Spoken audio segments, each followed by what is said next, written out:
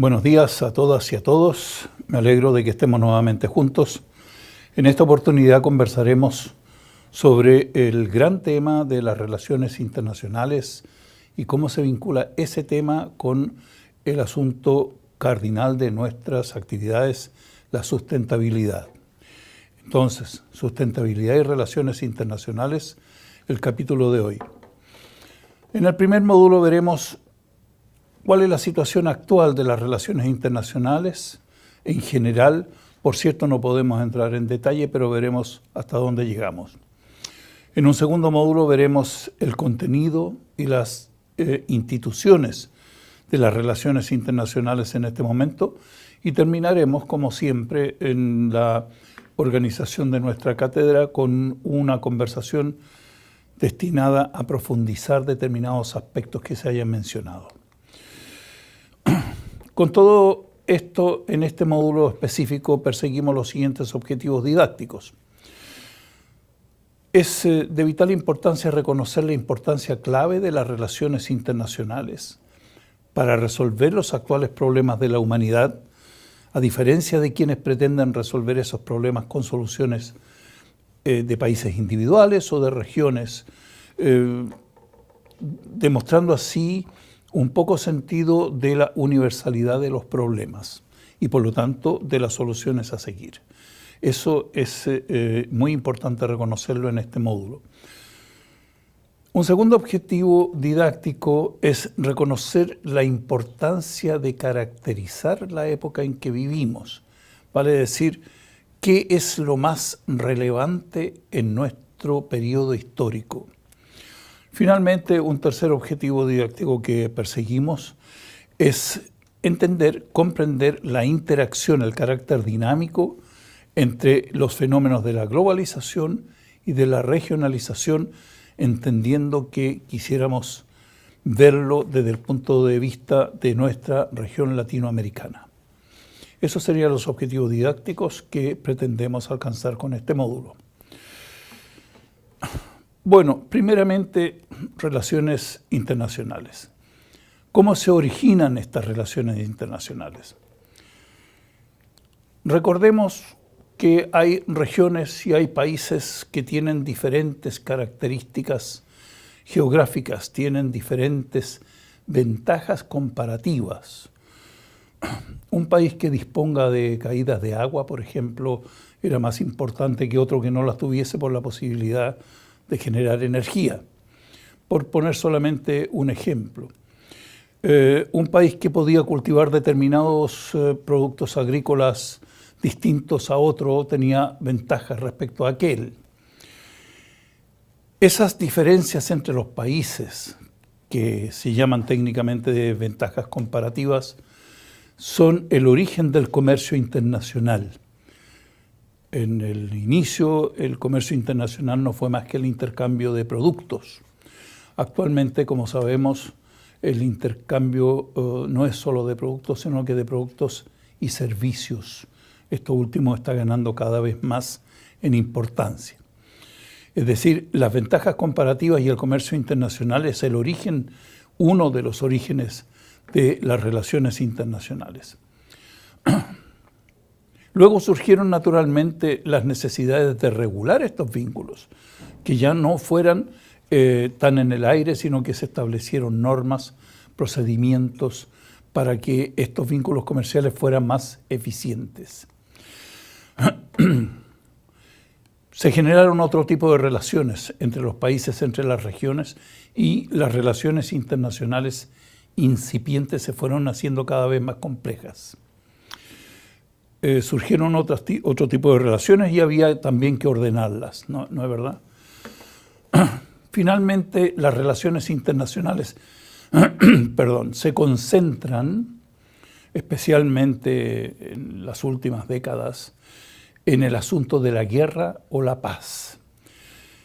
La guerra ha sido, desgraciadamente, una manifestación trágica de querer resolver por la fuerza las diferencias en las relaciones entre los estados.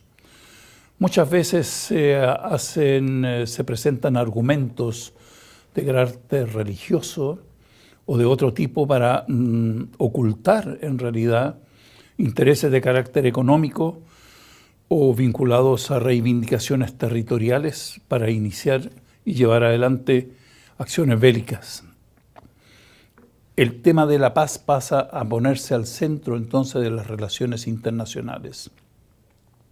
Así se genera entonces un cúmulo de instituciones, de reglamentos, de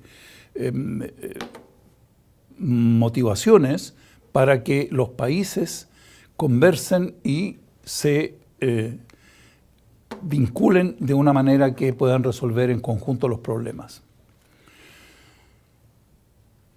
El segundo tema de gran importancia que queremos ver en este módulo es nuestra época. Es necesario caracterizar una época, es necesario conocer cuáles son las características más importantes que caracterizan la época y primeramente veamos por qué es bueno, por qué es necesario incluso entrar a definir esto, entrar a conversar, intercambiar ideas al respecto. En primer lugar, conociendo las características principales de una época, eso nos permite comprender su desarrollo de manera integral y no de manera parcial. No queremos ver asuntos específicos sin conocer los parámetros generales del desarrollo de una sociedad. Y eso es caracterizar la época. ¿Cómo lo haremos? ¿Cómo haremos una aproximación a una caracterización de nuestra época? ¿Cuáles son los elementos que vamos a tomar en cuenta? En primer lugar, hay que hacer una especie de diagnóstico en cuanto a reconocer, estudiar las capacidades reales y no ficticias del desarrollo material e intelectual de la sociedad. ¿Cuáles son esas capacidades reales?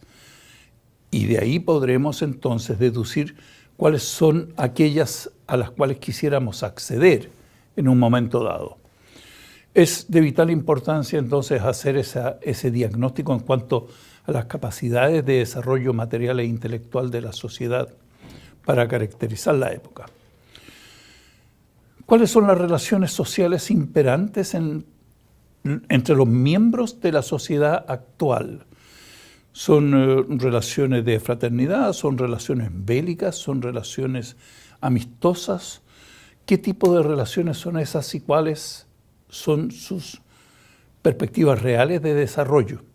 Es fundamental el entendimiento entre las personas para el desarrollo ulterior de cualquier sociedad.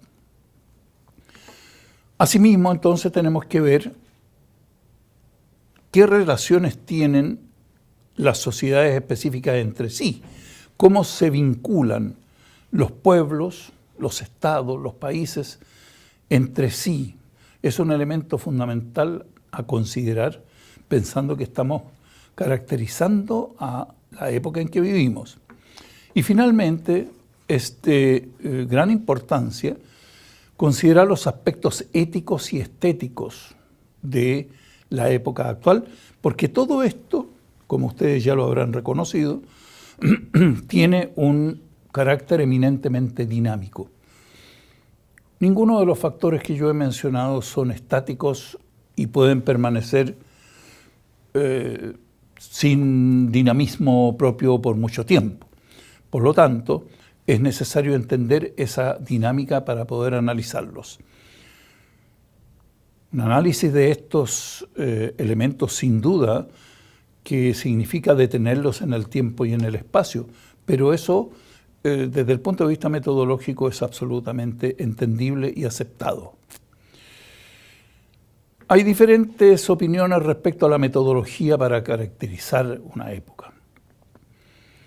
Una propuesta muy difundida es definir a una época en base a ciertos acontecimientos históricos. Por ejemplo, hay quienes dicen que la Edad Media, como una época específica de la historia de la humanidad, se habría iniciado con la caída del Imperio Romano de Occidente por allá por el siglo V y habría finalizado esta época, esta Edad Media, con el llamado descubrimiento de América en 1492. Ahí empezó a existir América, según dicen algunos. Entonces, los dos eventos históricos, la caída del Imperio Romano y el así llamado descubrimiento de América, serían los parámetros para definir una época llamada Edad Media por los historiadores. Un segundo ejemplo de este modo de caracterizar la época es que en la época actual estaríamos definidos nosotros. Nuestra época actual se definiría a partir de la caída del muro de Berlín, la desaparición de la Unión Soviética y el desmantelamiento del sistema socialista.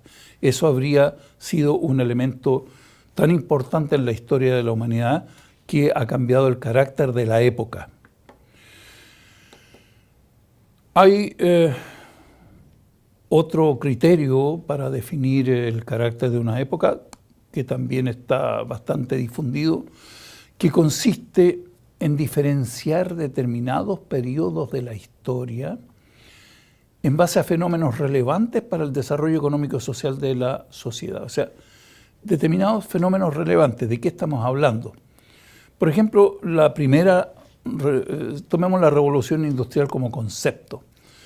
Entonces hay quienes diferencian como época, la época a partir de la primera revolución industrial, que algunos le llaman también la revolución industrial originaria, Inglaterra, los telares, la máquina a vapor, etc. Luego vendría la segunda revolución industrial y luego una tercera revolución industrial, etc.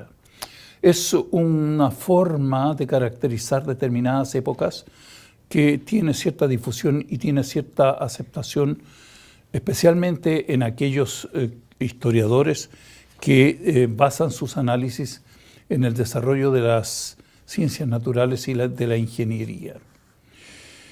Nosotros no nos vamos a referir en nuestra cátedra a aquellas opiniones que diferencian épocas en base a criterios estéticos, por ejemplo, la época de la moda tal y cual. No es de nuestro interés ese tipo de criterios para definir una época.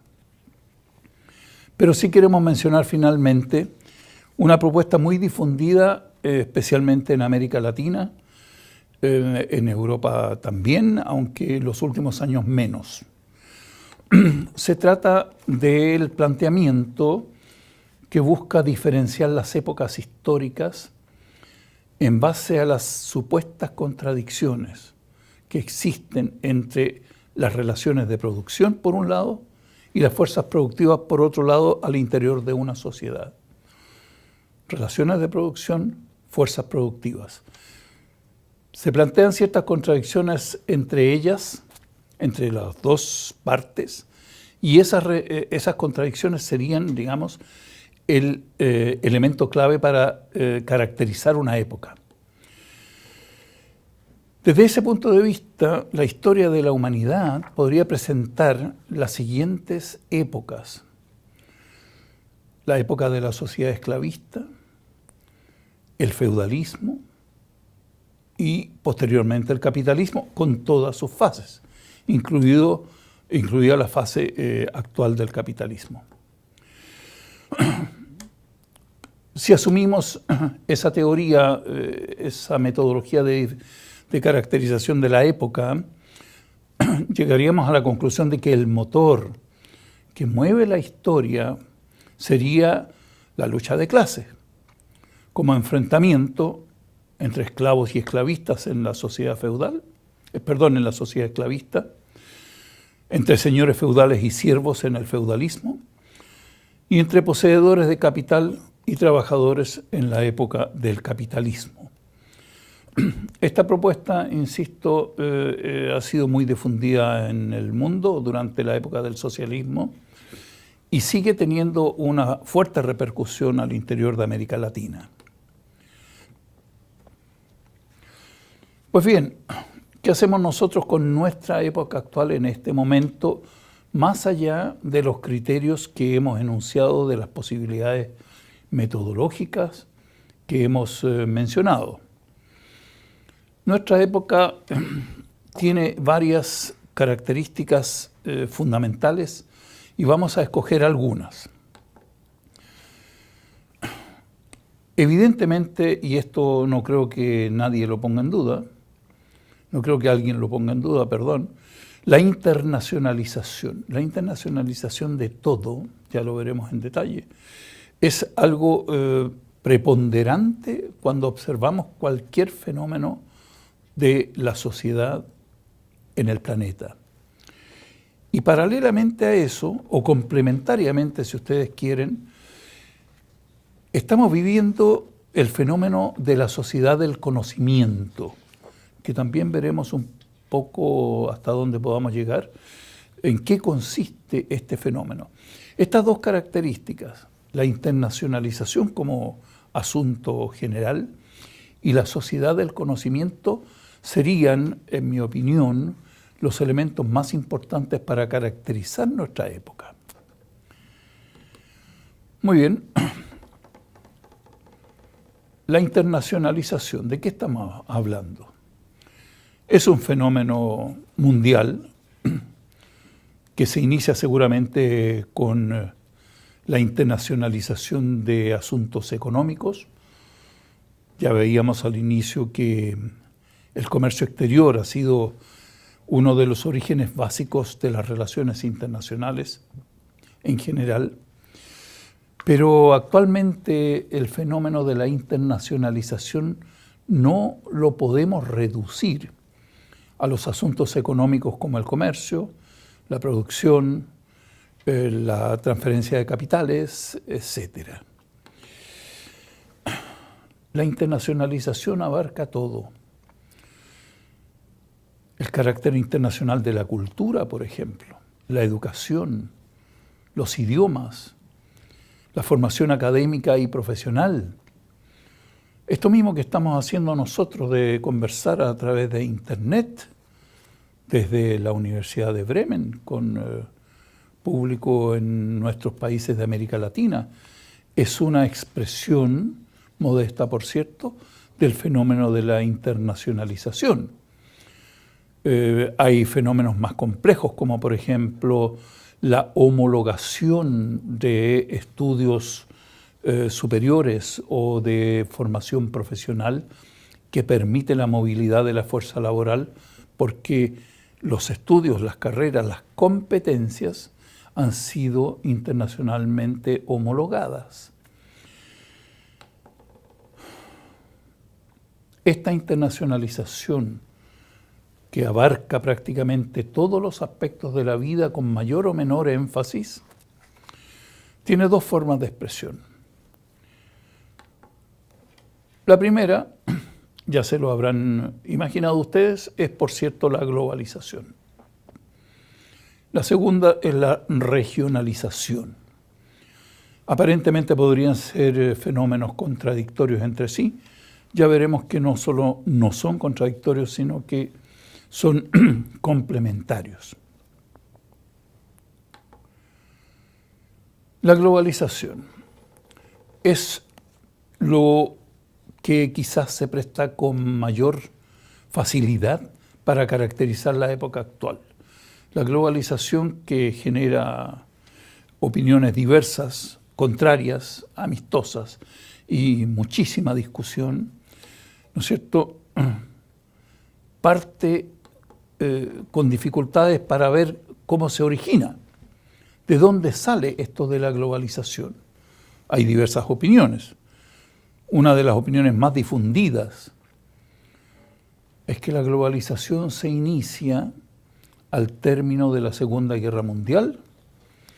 Ustedes se recordarán que ya el año 45, ¿no es verdad?, en Canadá se reunieron las grandes potencias vencedoras de la Segunda Guerra Mundial, y en esas reuniones se generaron 3 instituciones de carácter internacional que no existían, y por primera vez en la historia surgen instituciones que van a regular el mercado financiero, el Fondo Monetario Internacional, una institución que va a actuar a nivel internacional como banco de fomento, el Banco Mundial, y una institución que va a regular a nivel mundial las actividades comerciales. El comercio internacional entendido como las transacciones de productos y servicios más allá de las fronteras, transacciones transfronterizas, surge la Organización Mundial de Comercio. Estas tres instituciones, Banco Mundial, Fondo Monetario Internacional y la Organización Mundial de Comercio, serían, según estos criterios, las bases estructurales para el desarrollo de lo que es la globalización. Es una de las teorías más difundidas al respecto. Hay otra teoría que no es menos importante y no tiene menos difusión y que dice así: la globalización se iniciaría con motivo de la caída del muro de Berlín, la disolución de la Unión Soviética y del bloque socialista. ¿Por qué? Se genera un nuevo orden mundial con la caída del muro, y que es más bien una cosa simbólica, porque políticamente lo que sí es válido es la reunificación de Alemania, la disolución de la Unión Soviética, como hemos dicho, y otras cosas. Este nuevo ordenamiento mundial significó, en primer lugar, que desapareció aquel triángulo que se mantuvo durante décadas, constituido por los dos grandes bloques de países avanzados y el así llamado Tercer Mundo. Inmediatamente después de la caída del muro de Berlín, una cantidad importante de países del llamado Tercer Mundo iniciaron procesos de acercamiento hacia los Estados Unidos principalmente y algunos hacia la Unión Europea. Otros pocos también hacia Japón y los tres grandes centros del sistema capitalista, nuevamente los Estados Unidos, Europa y Japón, se convierten en polos de atracción para los países que constituían el así llamado Tercer Mundo. Un segundo fenómeno que caracteriza el fenómeno inmediatamente posterior a la caída del muro de Berlín es que los países así llamados neutrales, que ganaron mucho dinero y jugaron un rol muy importante, haciendo prácticamente de colchón entre el bloque socialista y el bloque capitalista, incluso en asuntos militares. Las grandes reuniones de la OTAN con los dirigentes de los ejércitos del Pacto de Varsovia se hacían en algunos de estos países. ¿De qué países hablamos? Hablamos de Finlandia, de Suecia, Suiza y Austria principalmente. Bueno, pues estos países neutrales, al momento que desaparece la Unión Soviética, dejan la neutralidad como tal, pierde su razón de ser porque ya no hay conflicto. Hay solo un contrincante que permanece en pie. Por lo tanto, estos países no tienen necesidad de ser neutrales frente a un fenómeno que ya no existe y piden el ingreso inmediato a la Unión Europea. Posteriormente, Suiza se retracta e ingresa a la European Free Trade Association, EFTA, que existía ya hace tiempo, y comparte entonces esta institución con Islandia, Noruega y Liechtenstein. Anteriormente, recordemos, a la EFTA también perteneció Inglaterra, se retiró Inglaterra e ingresó a la Unión Europea, o a la Comunidad Europea, a la Comunidad Económica Europea en su momento. Este nuevo ordenamiento mundial tiene su origen en la caída del muro de Berlín y la disolución del mundo socialista, y por lo tanto hay una cantidad de analistas que dicen que ese es el momento en que se inicia la globalización. La globalización es multifacética. se manifiesta no solamente en la economía y la política. La globalización abarca la publicidad, abarca la cultura, abarca cosas altamente positivas como la posibilidad de informarse por Internet, otros fenómenos que son al menos discutibles como McDonald's y otros. Tiene consecuencias históricas muy relevantes, por ejemplo, en el campo de las comunicaciones. La globalización de las comunicaciones ha permitido cosas que hace algún tiempo no habrían sido más que ciencia ficción. No podemos entrar en mucho detalle, pero vamos a mencionar solamente, a repetir lo que yo ya decía, Internet. Pensemos en el fenómeno increíble de Wikileaks con todas sus competencias. Esto de la globalización de las comunicaciones es solo una arista del fenómeno global de la globalización más allá de las cuestiones políticas y económicas meramente tal. Muy bien, decíamos que paralelamente a la globalización está el fenómeno de la regionalización. La regionalización es un proceso en el cual un grupo de países se juntan para cumplir dos objetivos. Primero, defender mejor sus objetivos particulares. Es siempre mejor estar acompañado que estar solo, especialmente en un concierto internacional. Paralelamente a eso, y aunque suene curioso, los países se agrupan no solo para defenderse, sino que para poder participar mejor del fenómeno mundial de la globalización, como grupo, como asociación de países. La regionalización se manifiesta de diferentes formas. La forma más elemental, entre comillas elemental, es la creación de un área de libre comercio, que consiste en una agrupación de países que pretenden eliminar las barreras al comercio exterior entre ellos, especialmente los aranceles aduaneros. Posiblemente algunos parámetros pararancelarios podrán ser también superados o eliminados. Lo importante es que al mismo tiempo de superar barreras arancelarias entre sí, cada uno de los países que componen el grupo mantiene su arancel externo respecto al resto del mundo. Es el caso, por ejemplo, del Tratado de Libre Comercio de América del Norte de Canadá con los Estados Unidos de Norteamérica y México. Un ejemplo de un área de libre comercio. Una forma más avanzada de integración regional es la conformación de una unión aduanera. Son términos técnicos, no son técnicos periodísticos, y les pido que si no los conocían hasta ahora, que por favor los recuerden.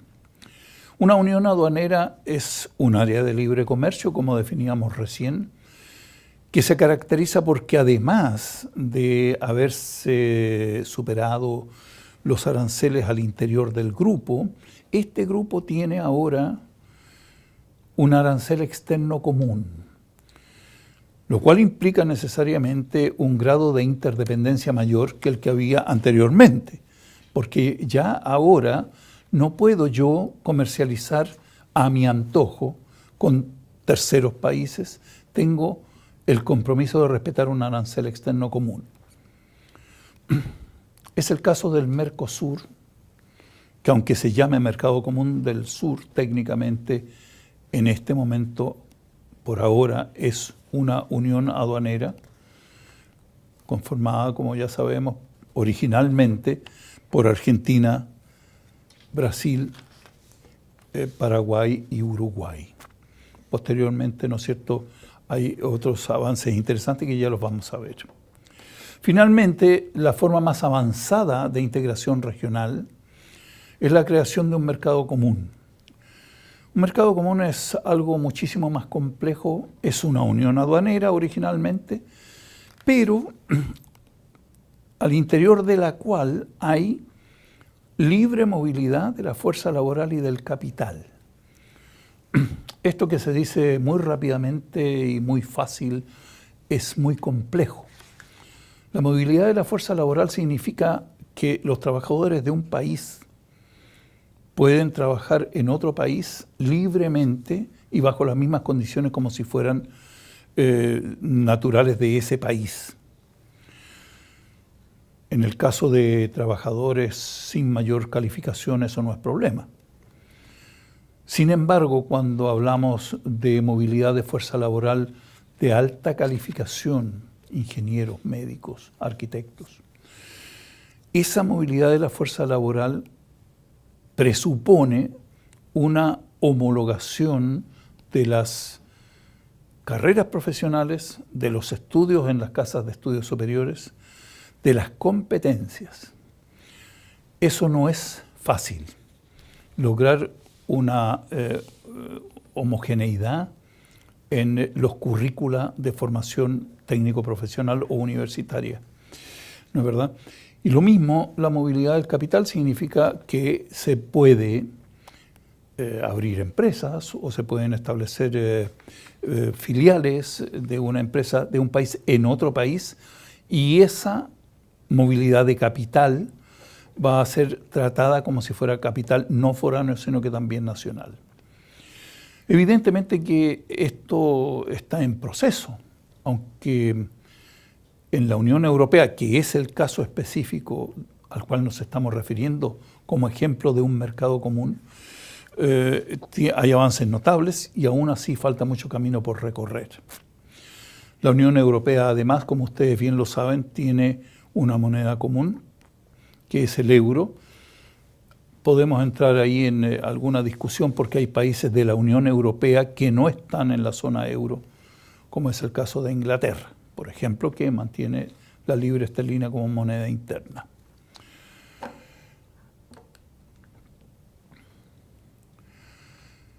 América Latina. ¿Qué pasa con América Latina? Ha habido a lo largo de la historia muchísimos intentos por unir a los países del continente. Incluso hace muchos años los intentos más importantes pretendían unir a todos los países. Esos intentos panamericanistas fracasaron rotundamente, porque las diferencias entre los países latinoamericanos son evidentes. No es posible, digamos, poner al mismo nivel, y no es que uno sea mejor que el otro, sino que son distintos a los países de Centroamérica con los países del sur de Sudamérica, por ejemplo. Contrariamente a los fracasos de los intentos panamericanistas, han tenido mejor suerte los intentos de lo que se ha dado en llamar la integración modular. Vale decir, primero los del grupo, primero los del barrio, nos juntamos entre nosotros y cuando nos vaya bien podemos ir incorporando a otros, que es el caso del Mercosur, ¿no es cierto?, que ya tiene relaciones de libre comercio con Chile, con Bolivia, son países asociados al Mercosur, y se está discutiendo, por cierto, el ingreso de Venezuela, que teóricamente ya estaría acordado, ¿no es verdad? Esa integración modular entonces ha tenido muchísimo más éxito que los esfuerzos panamericanistas. A lo largo del tiempo se ha mantenido la Comunidad Andina de Naciones, debilitada un poco por la salida de Venezuela en el año 2008, y el Mercosur. Aunque no nos engañemos, la relevancia internacional de estas agrupaciones de países latinoamericanos, más allá de nuestras fronteras, es bastante modesta. Y también en el último tiempo se ha consolidado UNASUR, que es un área de libre comercio establecida entre la Comunidad Andina de Naciones y el Mercosur, que es, en mi opinión, un avance integracionista de primera importancia. Y quizá lo último es la Alianza del Pacífico, constituida por México, Colombia, Perú y Chile. Desde el punto de vista nuestro, lo interesante es que los temas del desarrollo sustentable, los temas de la sustentabilidad en general, al menos hacia afuera no figuran entre las prioridades programáticas de estas asociaciones. Se mencionan las cosas, se plantean, se hablan, pero en la práctica los temas del desarrollo sustentable no están prioritariamente expuestos. Muy bien. El último punto que tocaremos en nuestra conversación es el tema de la sociedad del conocimiento y las comunicaciones. El desarrollo de las tecnologías de la comunicación a nivel internacional es clave. Hay que establecer mecanismos para que los actores internacionales dialoguen en la misma formulación y solución de problemas comunes. De ahí surge la necesidad de avanzar en el mejoramiento de las comunicaciones. En la práctica económica hay fenómenos nuevos. Estamos hablando de la industria 4.0, como se ha dado en denominar a los procesos industriales en los cuales laboran máquinas pensantes, entre comillas, que a su vez controlan y programan a otras máquinas, no solo a sí mismas. Los factores del conocimiento y las comunicaciones han desplazado notablemente a las manualidades y a otras actividades más prácticas. Se generaliza el fenómeno de que el trabajo intelectual gana en importancia en todo terreno respecto al trabajo manual, respecto a las manualidades, cuestión que a lo largo de la historia también ha estado siempre presente. Resumiendo, podemos postular que nuestra época está caracterizada principalmente por dos asuntos: la internacionalización en sus diferentes formas, globalización y regionalización, y por el avance de las categorías del conocimiento y las comunicaciones en el devenir internacional. En el segundo módulo de este capítulo veremos cómo vinculamos todo esto que estamos conversando con nuestro gran tema, que es la sustentabilidad. Para finalizar, quiero solicitarles que en trabajo personal o en grupos hagan las siguientes actividades. Por favor, presenten y analicen ejemplos de interacción entre la globalización y la sociedad del conocimiento. Busquen ejemplos que puedan demostrar los dos fenómenos y los analizan, por favor. Segundo tema, ¿cuáles son, en opinión de ustedes, los factores que inciden en que los avances integracionistas en América Latina sean más bien modestos? ¿Por qué en América Latina hemos tenido tanta dificultad para avanzar en la integración regional? Y finalmente, sería interesante que ustedes presenten las contradicciones que ustedes ven en propuestas de integración panamericana respecto a la idea de la integración modular en nuestro continente. Con esto finalizamos nuestro módulo. En esta oportunidad quiero agradecerles la atención y desearles mucho éxito en el trabajo personal.